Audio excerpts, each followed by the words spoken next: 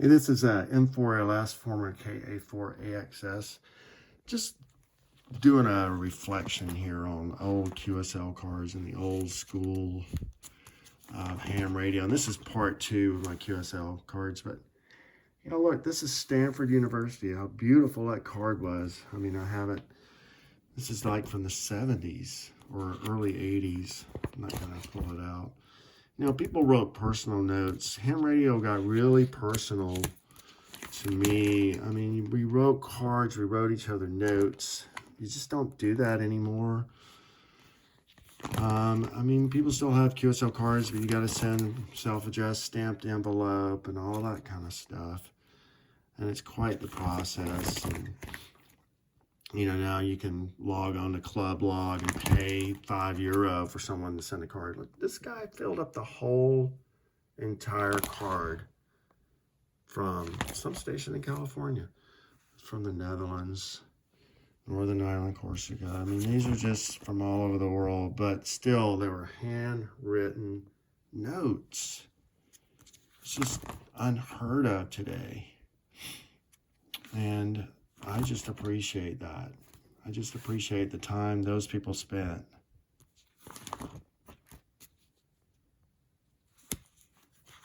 Just don't do that anymore. You know, in my heart, I want to every contact, because you just make so many contacts, especially on FT8 or FT4. And it's just a different world, you know. These are all Chilean cards. I have my Chilean reciprocal license, and I went down there and participated. And it was from Easter Island, from when all my Delta layovers I had down there. I had 50 of them in a row. I was just loving Chile at the time. Such a great country, and had my license down there and my going up flying gliders, and it was just a once in a lifetime chance to do that kind of stuff. You know, Yugoslavia before all the commotion over there, American Samoa and New Zealand, and there's one from Madrid. I know that one's a very old card. I remember that one from being a teenager. It's probably from 79 or 80 something. It's from 1980. Thanks for nice QSO, Ned, and for Troop County. You know, I mean, you can't buy this kind of stuff. You have to experience it. This is all experiential living, not just learning, but experiential living. You know, it's Alco Collins Wells. I went and had an eyeball QSO with it's not this guy. I have this card somewhere. It's probably in another book, but I was a teenager. I was 16. Let's see what year. I just gotten my license, and I had contacted this guy in the UK using CW or Morse code, if anybody's not understanding my lingo. And so I was a young teenager and caught a bus and went and had an eyeball QSO, and his wife and him fixed me lunch, and it was tongue was what we ate, and I had never eaten tongue, and I ate it.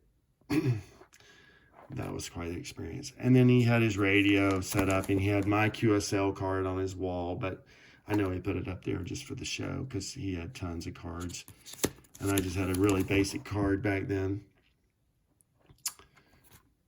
So I got my license before I was driving. So yeah, I was like 16 years old, and I caught a bus to go visit a ham radio operator in England. I don't know if I'd let my 16-year-old do that. So, yeah, that's crazy. It's just crazy to think of.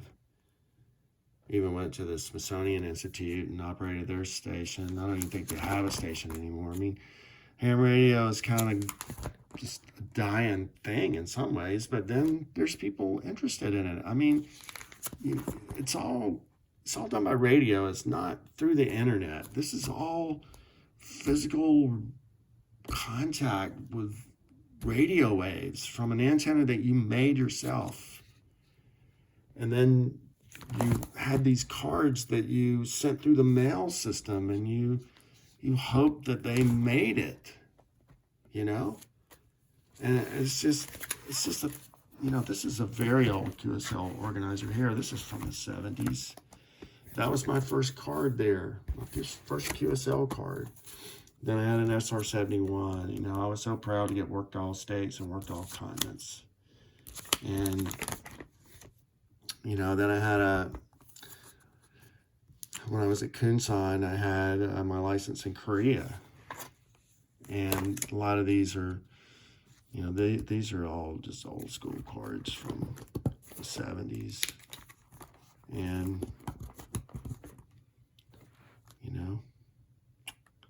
I'm so glad I have these things to reflect on.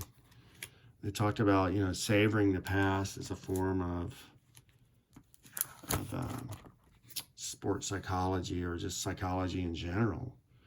These are all these Japanese. I mean, this is, 10 meter CW, and, you jumped on the radio, and there was always, in the late 70s and 80s, there was stations to be worked on CW. It was crazy times. It was, I never thought that ham radio could ever be any better. And right now, we're about to have a possible sunspot cycle 25, that's going to be just as good or better than back then. And but we haven't had as good of sunspot cycles since the 70s and early 80s. So, hopefully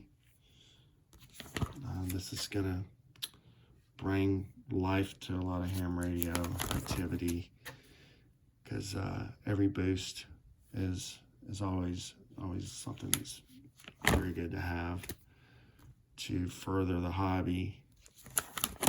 We're always trying to experiment and find newer ways of doing things, just like all the weak cell, the WSJT stuff on the WTA. A lot of people are against that. Look, an airline card here. And I really appreciated the aviation type cards back then, because that was my interest. And then I became fighter pilot and airline pilot and so forth. And I think ham radio was essential at that aspect of my, I remember this Argentina card. I had it pinned up on the wall. I mean, that is really old card. 1979 in April. And look, a handwritten note. So, he's sending me you red as a souvenir from Argentina. That's just so cool to me. That's the reason I was in ham radio, to do this.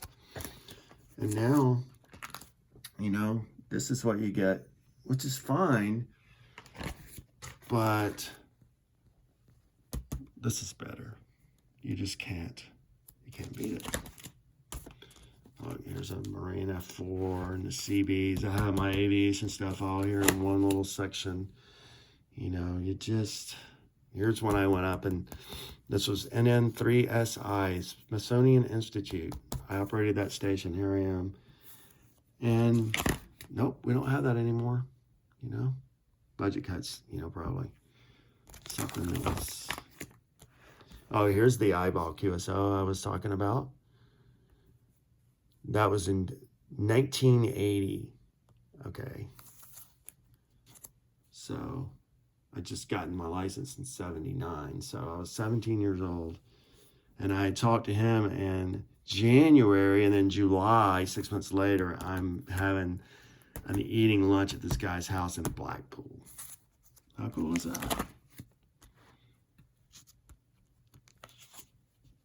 So, yeah, just even the Boy Scouts had a thing back then. That was just, I mean, we didn't have internet and all that kind of stuff.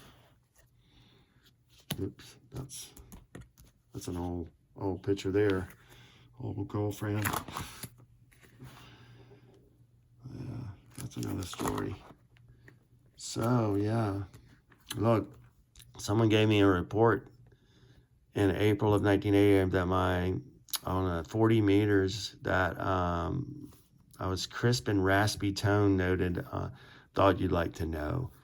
Refer to this regulation 9773. Yeah, right. I didn't refer to the regulation. That was an official observer cooperative report from 79. Broad, rough, maybe defective power supply. I mean, I was using this old Heath kit right there, which I need a new power supply for. If anybody knows anyone that can get me a power supply for a Heath kit, I'd really like to get that radio going, because I had it refurbished a few years ago. It was built by Mr. Fred Strother in West Point, Georgia, and it was, I think his call sign was WA4PIG. Like, back then, there was no vanity call signs. You just got what you got, and you just had to accept it. So, anyway, that is the rainy day QSL update from M4LS in Lynette, Alabama, 73s.